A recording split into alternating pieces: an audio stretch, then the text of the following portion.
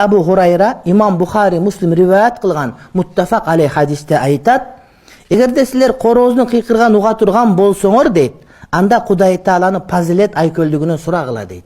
Antkeni koroz periштени көргөндө кыйкырат deyt. Koroz periштени көргөндө. Бүгүн эртең менен багымды атмастында короздор, кошуналар корозучу болуп кыйкырып, мен уйкусарап атып ойлопмун, мышык тийгем, түлкү тийгем, түлкү каяктан келип шаарга. Караскө түлкү барбы? Аңгосо багымды атмастында периштелер келип атпайбы? Түн акыркы 3төн 1 бөлүгүндө. Бүт эле короздордун баары кыйкырып жатып калды.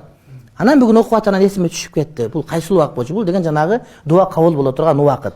Сухур багымдардын астындагы убакытта ойлоп коем, эмне кыйкырып атышат деп. Ошо кыйкырып аткан экен.